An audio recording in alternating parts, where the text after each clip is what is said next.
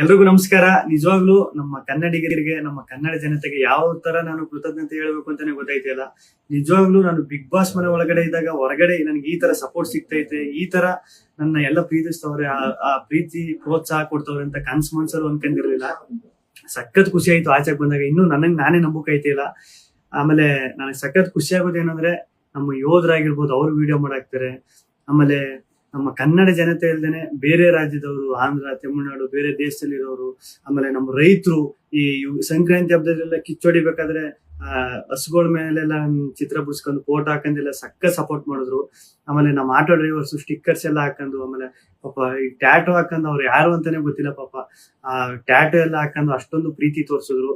ಒಬ್ರು ಇಬ್ರು ಅಂತ ಹೇಳೋಕ್ಕಾಗೋದಿಲ್ಲ, ಚಿಕ್ಕ ಮಕ್ಕಳಿಂದ ಹಿಡಿದು ದೊಡ್ಡವ್ರವರೆಗೂ ಅಷ್ಟೊಂದು ಪ್ರೀತಿ ಪ್ರೋತ್ಸಾಹ ಕೊಟ್ಟು ಈಗಲೂ ಕೊಡ್ತಾ ಇದೀರಿ. ನಿಜವಾಗ್ಲೂ ನಾನು ಬದುಕಿರೋವರೆಗೂ ಇನ್ನೊಂದು ಸಖತ್ತು ಆಶ್ಚರ್ಯ ಆಗಿದ್ದು, ಖುಷಿಯಾಗಿದ್ದು, ನಮ್ಮ ಮೀಡಿಯಾ, ನಮ್ಮ ನ್ಯೂಸ್ ಚಾನೆಲ್ಗಳು ಅಷ್ಟೊಂದು ಸಪೋರ್ಟ್ ಮಾಡಿದ್ರು ನಂದು. ಆಮೇಲೆ ನಮ್ಮ ಸೋಷಿಯಲ್ ಮೀಡಿಯಾದಲ್ಲಿ ನಾನು ನಿಜವಾಗ್ಲೂ ಒಂದೇ ಒಂದು ನನ್ನ ಬಗ್ಗೆ ಒಂದು ನೆಗೆಟಿವ್ ವಿಡಿಯೋ ಆಗಲಿ, ಒಂದು ಟ್ರೋಲ್ ವಿಡಿಯೋ ಆಗಲಿ ಸತ್ಯವಾಗ್ಲೂ ನೋಡಿಲ್ಲ. ನಿಮ್ ಪ್ರೀತಿ ಪ್ರೋತ್ಸಾಹ ಎಲ್ಲ ಹಿಂಗೆ ಇರ್ಲಿ ಕೊನೆವರೆಗೂ. ಹಿಂಗೆ ಐತೆ. ನಾನು ಈ ಪ್ರೀತಿ ಪ್ರೋತ್ಸಾಹನ ಕೊನೆವರೆಗೂ ಉಳಿಸ್ಕೊತೀನಿ. ಧನ್ಯವಾದಗಳು.